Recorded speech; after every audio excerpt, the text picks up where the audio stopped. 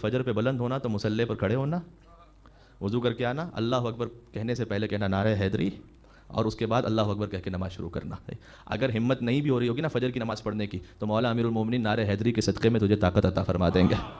تو غور فرمائے، تو یہ جو نعرہ حیدری ہے یہ کیا ہے؟ یہ اس قوت کا عکس کرنا ہے کہ یا امیر المومنین میں بندہ ضعیف ہوں، مجھ میں یہ طاقت نہیں ہے کہ میں اللہ کی اطاعت میں اپنی زندگی کا حق گزار سکوں، لیکن آپ اس نعرہ حیدری کے ذریعے سے مجھے قوت اور طاقت فراہم فرمائیں۔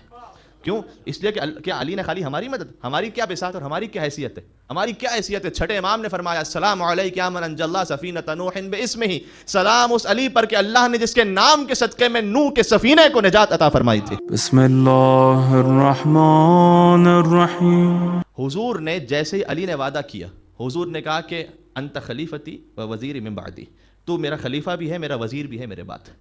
یہاں تک ہو گئی بات؟ یعنی اس کا مطلب کیا ہو؟ کلمہ مکمل ہو گیا نا، خدا واحد کا اعلان ہے لا الہ الا اللہ، اپنی رسالت کا اعلان کیا محمد رسول اللہ، اور اس کے بعد علی کی ولایت، وزارت اور خلافت کا اعلان کیا علی ولی اللہ۔ یہ جیسے ہی کلمہ مکمل ہوا تو ابو لہب نے ایک طنز کیا ابو طالب علیہ السلام کو۔ اب یہاں غور فرمائیے گا، ابو لہب نے طنز کیا، کہا لو اب تمہارے بیٹے کی اطاعت تم پر واجب ہو گئی ہے۔ ٹھیک ہے، یہ طنز تاریخ کی کتابوں میں ہے کہ بھائی یہ تو جو تمہارا بھتیجا ہے یہ تو اپنا وصی اور وزیر بنا رہا ہے تمہارے بیٹے کو، تو تمہارے بیٹے کی اطاعت اب تم پر واجب ہو گئی۔ یہ طنز کیا اس نے۔ اب جملہ کہنے دیجیے گا اور محسوس نہ کیجیے گا اسے اتنا۔ اس کا مطلب یہ ہے کہ ابو لہب تو سمجھ گیا تھا کہ علی ولی اللہ کا مطلب کیا ہوتا ہے۔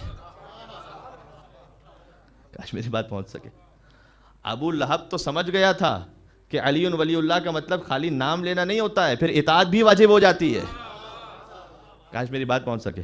پہلی دعوت میں ابو لہب یہ سمجھ گیا کہ اب اگر علی ولی اللہ مان لیا اور علی کو مولا مان لیا تو اس کا مطلب یہ ہے کہ ابو طالب پر واجب ہو گیا کہ وہ اپنے بیٹے کی اطاعت کریں، اس لیے کہ ابو طالب کے بھی امام ہو گئے علی ابن ابی طالب علیہ السلام، اس لیے کہ محمد کے وصی اور وزیر ہو گئے۔ 1400 سال پہلے دعوت اول میں وہ بات جو ابو لہب کو سمجھ میں آ گئی تھی، 1400 سال بعد بھی اب بھی بعض لوگوں کو سمجھ میں نہیں آئی ہے کہ علی ولی اللہ کا مطلب کیا ہے، ولایت علی ابن ابی طالب کا مطلب کیا ہے۔ ولایت علی کا مطلب یہ ہے کہ علی ولی اللہ زبان سے کہنا بھی ہے، اس پر دل سے اقرار بھی کرنا ہے۔ جب دل سے اقرار ہوگا اور زبان سے اظہار ہوگا جبھی تو نعرہ حیدری لگتا ہے۔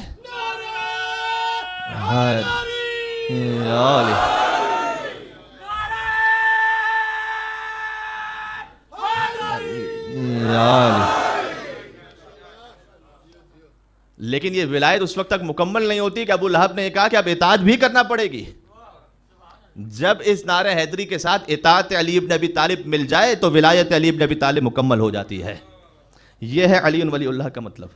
اور ہمارے لہٰذا جب بھی آپ اپنے قوت سے لگائیں گے نا نعرہ حیدری، تو اس نعرہ حیدری لگاتے ہوئے پاکستان میں نے کام کیا تھا اور وہ بڑا مفید رہا، اچھا لگا لوگوں کو ماشاءاللہ۔ جس طرح سے یہ پرجوش مجمع میرے سامنے موجود ہے، اور بہت سی ظاہر سی باتیں ایسی ہوتی ہیں کہ اب حالات کی بنیاد پر نہ ہم کہہ سکتے ہیں نہ آپ اس کا اظہار کر سکتے ہیں، تو ایک نعرہ حیدری بچائے کہ جس کے ذریعے سے اظہار ہو جاتا ہے نا؟ بہت سی چھپی ہوئی چیزوں کا اظہار نعرہ حیدری کے ذریعے ہو جایا کرتا ہے۔ یا علی ہے۔ تو میں نے وہاں پر یہ گزارش کیا تھا کہ نعرہ حیدری ابھی آپ نے لگایا اور ترتیب سے 5-6 نعرے آپ نے لگائے۔ اچھا، اگر درود کے بارے میں کم از کم ہے کہ 1 مرتبہ درود بھیجو تو اس کا ثواب ہے، لیکن اگر 3 مرتبہ ایک ساتھ بھیجو تو اس کا ایک خاص ثواب ہے۔ ٹھیک ہے، اس لیے جو ہے وہ آپ نے دیکھا ہوگا کہ جتنے بھی حرم مطہر ہیں اس میں جب ان اللہ و ملائکتہ یصلون علی النبی یہ آیت پڑھی جاتی ہے نماز کے بعد تو 3 مرتبہ درود بھیجی جاتی ہے ایک ساتھ نماز کے بعد، اس لیے کہ جب 3 مرتبہ درود بھیجی جائے تو 3 مرتبہ درود بھیجنے کا جو ثواب ہے پھر وہ 3 گنا نہیں ہوتا، اس میں وہ اللہ کئی ہزار گنا اضافہ کر دیتا ہے۔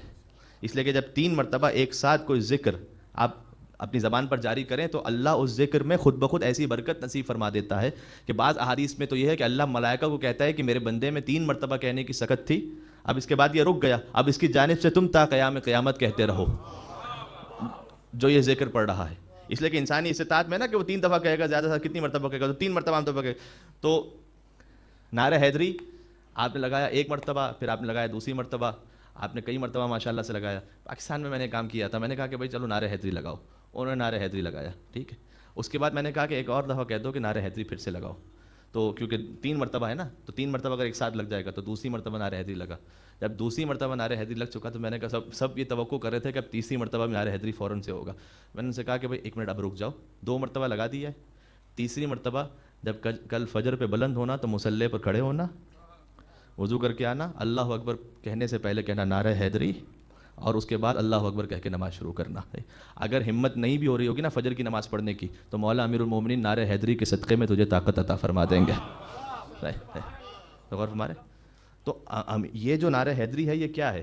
یہ اس قوت کا عکس کرنا ہے کہ یا امیر المومنین میں بندہ ضعیف ہوں، مجھ میں یہ طاقت نہیں ہے کہ میں اللہ کی اطاعت میں اپنی زندگی کا حق گزار سکوں، لیکن آپ اس نعرہ حیدری کے ذریعے سے مجھے قوت اور طاقت فراہم فرمائیں. کیوں؟ اس لیے کہ کیا علی نے خالی ہماری مدد، ہماری کیا بساط اور ہماری کیا حیثیت ہے؟ ہماری کیا حیثیت ہے؟ چھٹے امام نے فرمایا السلام علیک یا من انجى اللہ سفینۃ نوح باسمہ، سلام اس علی پر کہ اللہ نے جس کے نام کے صدقے میں نوح کے سفینے کو نجات عطا فرمائی تھی.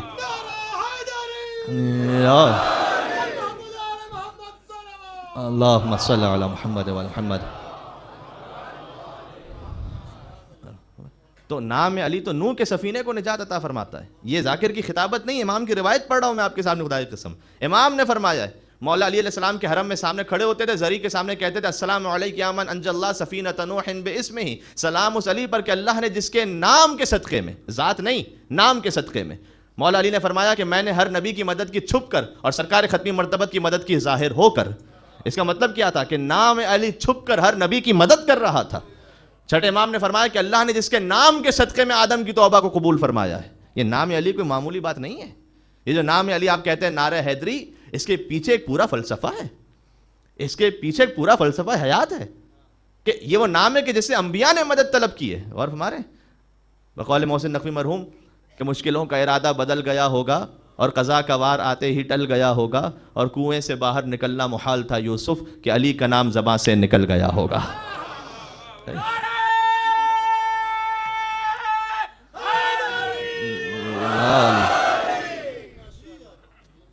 اب مولا علی کے راستے پر چلنے کے لیے کیا کریں؟ سب سے پہلا کام یہ کیجیے گا، سب سے پہلا کام،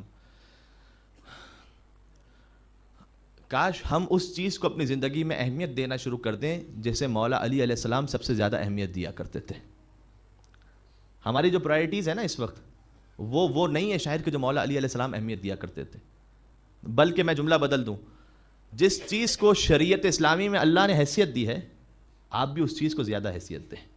قرآن کریم میں 3 مقامات ہیں جو اللہ نے کہا ہے کہ یہ وہ چیز ہے کہ جس کی حیثیت ہے. پہلے فرمایا کہ ان اکرمکم عند اللہ اتقاکم، تم میں سے زیادہ عزت والا وہ ہے کہ جو تقوی میں زیادہ ہے. اللہ سمجھانا چاہتا ہے تقوی کی حیثیت ہے ہماری نگاہ میں. پھر فرمایا کہ هل يستوي الذين يعلمون والذين لا يعلمون، کیا علم رکھنے والا اور علم نہ رکھنے والا برابر ہو سکتے ہیں؟ یعنی علم کی حیثیت ہے ہماری نگاہ میں، اللہ سمجھانا چاہتا ہے. ایک جگہ فرمایا کہ فضل اللہ المجاہدین علی القائدین، پھر آگے کا اجرا عظیما، اللہ نے جو بیٹھے رہ جانے والے ہیں ان کے مقابلے میں وہ کہ جو جہاد پر نکلنے والے ہیں انہیں اجر عظیم عنایت فرمایا ہے. ٹھیک، تو اسلام کی نگاہ میں کچھ چیزوں کی حیثیت اور اہمیت ہے، اور ہمارے آپ مثلا علم کی اہمیت ہے، مثلا تقوی کی اہمیت ہے، مثلا جہاد فی سبیل اللہ کی اہمیت ہے. اس کے بالمقابل آج ایسا محسوس ہوتا ہے کہ 2-4 اور چیزیں ہمارے ہاں وہ زیادہ اہمیت پکڑ گئی ہیں.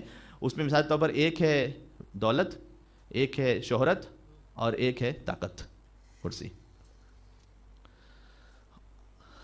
ہم بھی اس مقام کو، اس شخص کو، اس پوسٹ کو، اس اسٹیٹس کو زیادہ حیثیت دیتے ہیں کہ جہاں پر دولت، طاقت، شہرت یہ چیز زیادہ ہوگی. تقوی کی حیثیت، علم کی حیثیت، جہاد فی سبیل اللہ کی حیثیت، اگر اسے زیادہ حیثیت دینا شروع کر دی، ٹھیک ہے، خود بخود ہماری زندگی مولا علی علیہ السلام کی زندگی سے قریب تر ہوتی چلی جائے گی، خود بخود. آپ حتیٰ یہاں پر ممبر کے حوالے سے بھی نوٹ کیجئے گا، سب سے پہلا اسلام کا اناؤنسمنٹ کیا تھا؟ سب سے پہلا اسلام کا عمومی اناؤنسمنٹ کیا تھا؟ اذان. سب سے پہلا اناؤنسمنٹ اذان تھا یا نہیں تھا؟ ٹھیک ہے، اذان کے لیے حضور نے کسے معین کیا؟ کسے معین کیا؟ حضرت بلال کو. کیا حضرت بلال میں حضور نے خطابت کو دیکھا تھا؟ نہیں. اس لیے اگر خطابت کو دیکھتے تو خطابت تو پوری نہیں تھی. صحیح. اس کا مطلب یہ ہے کہ حضور نے حضرت بلال میں تقوی کو دیکھا تھا، خطابت کی حیثیت نہیں تھی، پہلے تقوی کی حیثیت تھی. اگر خطابت کی حیثیت ہوتی تو وہ تو اشہد ان لا الہ الا اللہ کہتے تھے. ٹھیک ہے, میں کہنا چاہ رہا ہوں ہمارے ممبروں کا معیار بھی بدل گیا ہے, یہاں پر بھی شہرت زیادہ معیار بن گیا معاملہ. ٹھیک ہے, حضرت بلال خطابت نہیں تھی, اشہد ان لا الہ الا اللہ. لوگ آ کر کہتے ہیں کہ یا رسول اللہ, نعوذ باللہ من ذالک, حدیث میں موجود ہے روایت میں, کہ آپ نے یہ کس کالے کوے کو اذان دینے کے لیے کھڑا کر دیا. یہ کوے کی جو آواز ہوتی ہے وہ ذرا سخت ہوتی ہے, تو اسے تشبیہ دیتے نعوذ باللہ حضرت بلال سے, کہا کہ آپ نے کسے کھڑا کر دیا, کیونکہ عرب انہیں اپنی زبان پر اتنا فخر تھا. کہا یا رسول اللہ, ہم تو جیم کو جین کہتے ہیں, شین کو شین کہتے ہیں, سین کو سین کہتے ہیں, صاد کو صاد کہتے ہیں, ضاد کو ضاد کہتے ہیں, دال کو دال کہتے ہیں, یہ اسے تو شین کہنا, اشہد ان لا الہ الا اللہ, یہ ہمارے کانوں پر گرا ہے. حضور نے وہ تاریخ جملہ ارشاد فرما دیا کہ سین و بلال شین عند اللہ, جب بلال کی زبان سے نکلا ہوا سین اللہ کے پاس پہنچتا ہے تو شین بن جاتا ہے. اہمیت کس چیز کی تھی؟ اہمیت ایمان کی تھی, اہمیت تقویٰ کی تھی. ہمارے گھروں میں بھی پرائرٹیز غلط ہیں, دین کو بھی غلط سمجھائے.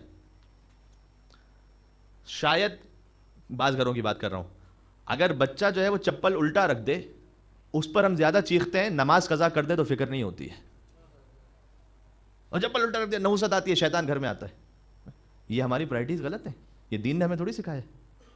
وہ ایک مشہور بات کہی جاتی ہے کہ ایک بچہ جو ہے وہ فلم دیکھ رہا تھا اور لیٹا ہوا تھا, اور جیسے نہیں پیر ہلا رہے ہوتے ہیں بچے, ویسے پیر ہلا رہا تھا. تو ماں آئی غصے میں آ کر اس کو کہا کہ یہ پیر کیا ہلا رہے ہو, نحوست ہوتی ہے, پیر فلم دیکھنے سے منع نہیں کر رہی, پیر ہلانے سے منع کر رہی. اس لیے کہ ہماری ترجیحات صحیح نہیں ہیں. ترجیحات صحیح اس وقت ہوں گی کہ جب ہمیں صحیح علم حاصل ہوگا. استاد شہید مطارق نے ایک کتاب میں ایک بات لکھی ہے, چھوٹی سی, وہ سناتا ہوں آپ کو. یہ پرانی بات ہے بہت. ایران میں ٹماٹر پروڈیوس نہیں ہوتا تھا, استاد شہید مطارق نے لکھا ہے, ٹماٹر پروڈیوس نہیں ہوتا تھا, وہ باہر سے امپورٹ ہوتا تھا. اچھا, جب باہر سے امپورٹ ہوتا تھا تو اسے کہتے تھے گوجا فرنگی. فرنگی یعنی ویسٹرن پھل, گوجا فرنگی ویسٹرن پھل اسے کہا جاتا تھا. اچھا, گوجے تو تقریباً اس پھول کو کہتے ہیں, تو آپ سمجھ لیں کہ ویسٹرن پھول, اس کا صحیح آج بھی گوجا کہا جاتا ہے. گوجا فرنگی اس کا پورا نام ہے, لیکن اب گوجے کہتے ہیں, یعنی پھول. تو اس زمانے میں جب وہ امپورٹ ہوتا تھا, تو جب پہلی مرتبہ ٹماٹر آیا تو جتنے بھی خشک متقی تھے, جن کو شہید مطارق لکھتے ہیں کہ تقویٰ کا اوور ڈوز ہو جاتا ہے جن کو, تو وہ تھے, ان کو پتہ ہی نہیں تھا, علم ہی نہیں تھا. انہوں نے کیا کہ بھائی یہ تو ٹماٹر آیا ہے, یہ تو ویسٹ سے آیا ہے, اس ٹماٹر کا کھانا حرام ہے, خبردار اس کو ہاتھ نہیں لگانا.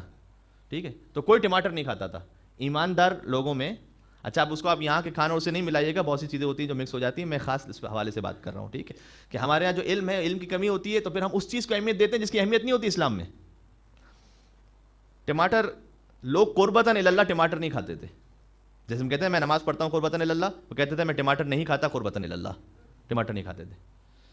وہ واقعہ لکھتے ہیں, سچا واقعہ, کہ ایک باپ تھا دیندار, اس کا ایک اکلوتا بیٹا تھا, باپ بہت مالدار تھا, تو بیٹا بگڑ گیا تو آہستہ آہستہ اس نے شراب پینے لگی.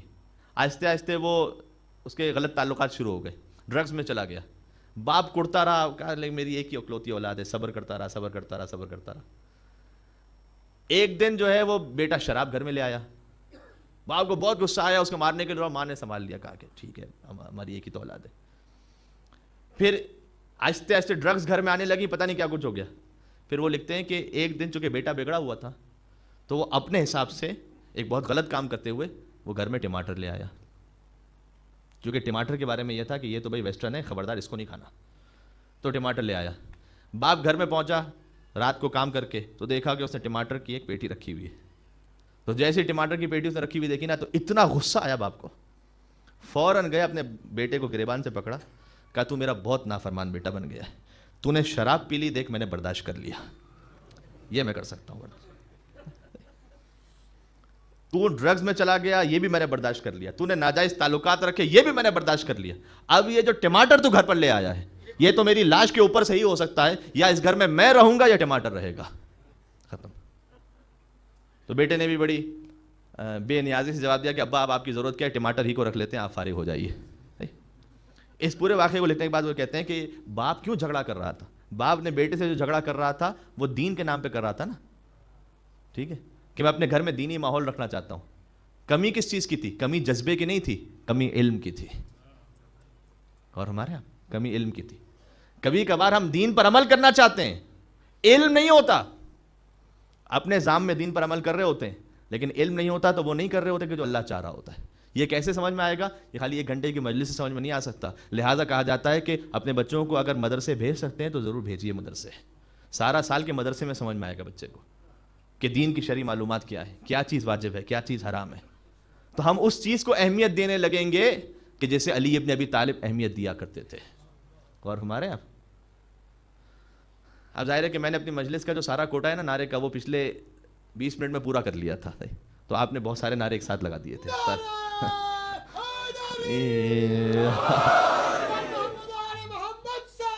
اللہم صلی علی محمد و علی محمد۔ ماشاء اللہ جی، نام علی پر۔ نتیجہ کیا نکلا؟ علی ابن ابی طالب سے محبت کا پہلا تقاضا یہ ہے کہ وہ علم تو بڑھائیے کہ علی ہم سے چاہتے کیا ہیں۔ سر محشر علی کا عشق ویسا کام کر دے گا کہ سبیلوں کی جگہ تسنیم و کوثر عام کر دے گا، سبیلوں کی جگہ تسنیم و کوثر عام کر دے گا۔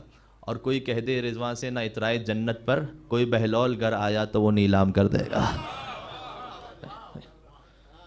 تو جنت تو امیر المومنین کے محبوں ہی کے لیے تو بنی ہے جنت۔ تو جنت میں ہر محب علی کو جنت میں جانا ہے، روایت میں ہر محب علی کو جنت میں جانا ہے، لیکن اسٹیٹس کا فرق ہوگا، علم کے حساب سے، تقویٰ کے حساب سے، جہاد کے حساب سے اسٹیٹس کا فرق ہوگا۔ وہ بقول مجھے کل کسی نے بتایا کہ ایک عالم دین نے مثال دی تھی کہ جیسے اگر ایک باپ کی 5 اولادیں ہوں، ابھی عید کا دن آئے گا تو عیدی دیا کرتے ہیں نا، تو اس نے اپنی ایک اولاد کو گلے سے لگایا اور اس کا ماتھا چوما اور عیدی دی، اور دوسرے کو بھی عیدی دی اور تیسرے کو بھی عیدی دی، اور جب 5واں آیا تو اس کے ہاتھ میں مثال کے طور پر یہ تھا، منہ پہ یہ لے عیدی چاہیے نا، جا لے جا لے جا۔ تو ایسی عیدی کس کام کی ہوگی کہ پھر باپ منہ پھیر لے اس کے بعد جا کے عیدی دے۔ تو علی جنت تو سب کو دے دیں گے، جنت سب کو عطا فرمائیں گے، کچھ لوگوں کو ویسے جنت عطا ہوگی کہ انہیں امیر المومنین کی ہمراہی ایک دسترخوان پہ نصیب ہوگی، ہے نا، وہ کچھ علی کے چاہنے والے خاص ہوں گے۔ کچھ لوگوں کو کچھ اور جنت، کچھ لوگوں کو اور جنت، آخر میں کچھ ایسا آیا مجھ جیسا کوئی آیا کہ محب علی تو تھا لیکن زندگی کا کچھ عطا پتہ نہیں تھا، علی نے کہا جا جنت لے جا۔